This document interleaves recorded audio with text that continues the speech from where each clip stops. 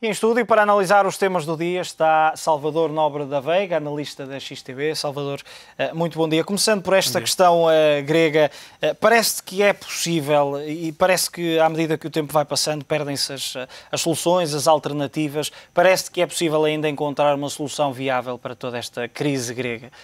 Como tínhamos falado a semana passada, até tínhamos falado que toda esta questão da União Europeia com a Grécia, que se iria desenrolar durante várias semanas e que as alternativas se iriam escassear à medida que o tempo fosse passando. Começa a ficar cada vez o tempo mais apertado para a Grécia acabar por encontrar uma solução.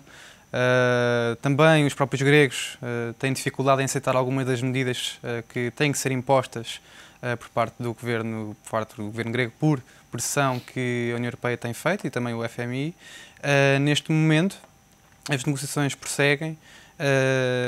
As medidas que estavam propostas eram um layoff de cerca de 15 mil funcionários públicos, assim como a diminuição do salário mínimo grego, coisas que os sindicatos, sobretudo, não estão dispostos a aceitar, e isso acaba por levar a que, à medida que nos vamos aproximando de março, em que vence uma linha de crédito de cerca de 15 mil milhões de euros, aí as coisas vão ficar mais dificultadas. Que é o grande ultimato. O grande ultimato para a Grécia é meados de março. Exatamente. É quando vence essa mesma linha de crédito, que acaba por ser bastante importante, porque se não conseguirem, entretanto, angariar esses 15 mil milhões de euros, a Grécia fica mesmo sem capital nos seus cofres de tesouro e não vai conseguir pagar salários aos funcionários públicos, a todos. A própria segurança social, o país deixa de trabalhar. Olhando para esta notícia que é hoje avançada pelo The Guardian, de que foram encontrados mais 15 mil milhões de euros, chamam-lhe um buraco negro mais um. A verdade é que, ao longo dos últimos 2 anos, ou 1 ano e meio, sensivelmente, desde que a Grécia pediu ajuda externa em 2010, tem-se encontrado muitos esqueletos nos armários de Atenas. Torna-se mais difícil a missão da Troika e, por exemplo, se traçarmos o paralelo com Portugal, encontrar tantas contas obscuras. É difícil pôr as contas na ordem depois? É difícil porque os números acabam por resvalar e todas as previsões que o FMI e a União Europeia tinham, portanto, propostas, acabam por ser cada vez mais difícil serem... Acaba por se fazer uma espécie de contabilidade às cegas. Exatamente. E compreende-se então os alemães que têm atirado cada vez mais capital para o tesouro grego, e acaba por ser bastante frustrante, para não dizer outra coisa, de ver sempre um buraco financeiro ou qualquer outra, algo que não estaria nas contas. Isto é um bocado interessante porque os próprios gregos, o chefe das estatísticas nacionais, ele está a ser investigado e alvo até de uma pena penal, mas não da própria, portanto, da própria credibilidade das contas. Os gregos acusam-no de ter colocado contas pior do que a realidade, se calhar. E, portanto, isto acaba por ser um pouco curioso, os próprios gregos agora arranjarem como bode expiatório o chefe das contas financeiras, quando, se calhar, ele estava a fazer bem o seu trabalho a nível de estatísticas mais recentes. Os mercados já descontaram esta possível, alguns dão como provável, já lhe chamam a grande tragédia grega, a saída da Grécia do euro. A grande parte, sim, isso fez-se pela colocação da dívida grega no mercado secundário, onde estão com yields de 200% e 300%, sobretudo as de curto prazo, a 1 ano. Isso acaba por, grande maioria, estar descontado, penso eu. Obviamente que se chegarmos a uma altura de março, e se der um default desordeiro por parte da Grécia sem chegar a qualquer acordo, e por consequência uma possível expulsão da Grécia por parte da União Europeia, pode haver aqui algum distúrbio nos mercados que não estejam propriamente descontados ainda no preço.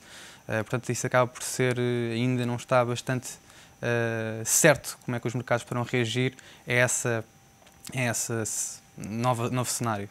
Olhando para a realidade nacional e, em particular, para a banca portuguesa, os resultados daqueles que já apresentaram, e entre os maiores já apresentaram praticamente todos, falta a Caixa Geral de Depósitos, mas olhando para os resultados essencialmente do BCP, do BES e até do próprio BPI, já era esperada uma queda tão acentuada, pelo menos no caso do BCP, mas mostra que a realidade da banca, depois de anos a fio com lucros e aumentos sucessivos nas margens de lucro, mostra que a realidade da própria banca mudou com esta situação da crise de dívida soberana. Sim, até porque a própria contabilidade bancária é muito sensível aos movimentos de mercado. Portanto, pode sempre haver aqui uma alteração da contabilidade derivado dos próprios movimentos dos mercados e que, portanto, os próprios bancos acabaram por ser vítimas disso mesmo. Por surpresa, achei os resultados do BES foram aqueles que mais surpreenderam, porque foram realmente uns resultados negativos bastante avultados para aquilo que se esperava. Agora, os outros bancos, nomeadamente o BCP e o BPI, esses estão dentro do esperado e que, fruto das imparidades da dívida grega, agora a questão prende-se com a possibilidade das imparidades, se vier a acontecer, da dívida portuguesa, que isso aí é problemático. Se, por exemplo, o Banco do Espírito Santo não tinha grande exposição à dívida espanhola, irlanda e italiana, assim como os outros bancos já fizeram as suas imparidades, o problema cai quando, se houver algum tipo de imparidade por parte da dívida portuguesa, por recomendação ou do FMI ou da União Europeia, que acaba por dar aí um grande corte nos resultados e também possíveis aumentos de capital, caso isso venha a acontecer. Aí teríamos boa parte dos bancos a recorrerem, e tem sido algo que tem evitado, a recorrerem ao fundo de recapitalização de 12 mil milhões. Sim, sem dúvida, porque estamos bastante expostos, os bancos, bastante expostos à dívida portuguesa. Só o Banco Espírito Santo é que tem exposição à dívida portuguesa, mas com maturidades inferiores a 1 ano, portanto, nesse caso não seria muito problemático. Agora, o BPI e o Banco Espírito Santo, há bocado vimos o Dr. Fernando Henrique a falar que tinha sido um erro comprar a dívida grega. Vamos ver se essas palavras no futuro não se encaixarão também, que foi um erro comprar tanta dívida portuguesa. Parece que, e pegando nas palavras de Ricardo Salgado, que os bancos, e claro que falou do banco que lidera, o Banco Espírito Santo, que este trimestre voltaria aos lucros, parece que vai ser uma tarefa fácil para a banca, tendo que cumprir os rácios de capital exigidos não apenas pelo Banco de Portugal, mas também pela própria Autoridade Bancária Europeia, tendo que desalavancar, é fácil voltar novamente ao caminho dos lucros, numa altura em que a própria banca se está a ressentir da crise económica e financeira também. Sim, o próximo trimestre, se não houver nada de grandes surpresas, penso que possa voltar ao caminho dos lucros, dado que a maior parte das imparidades até o momento já foram reconhecidas, a não ser que aconteça aqui algo a nível de macroeconómico, sobretudo possível de aceleração económica por parte da China, e que nesse caso estamos a falar que estes últimos 1 ano e meio, 2 anos tem sido bastante difícil para a banca portuguesa, mas estamos no meio, ainda que numa crise da dívida soberana, os mercados têm estado em alta, portanto estamos num cenário positivo, dentro de um ambiente positivo. O problema passa se os mercados, entretanto, inverterem, por exemplo, com a influência da aceleração económica chinesa. Aí, se os mercados acabarem por inverter as suas tendências, que estamos a viver já há cerca de 3 anos, aí poderá pôr em causa os possíveis lucros da banca portuguesa. Salvador, muito obrigado pela tua análise. Obrigado. Salvador Nobre da Veiga, analista da XTB, com os destaques desta segunda-feira.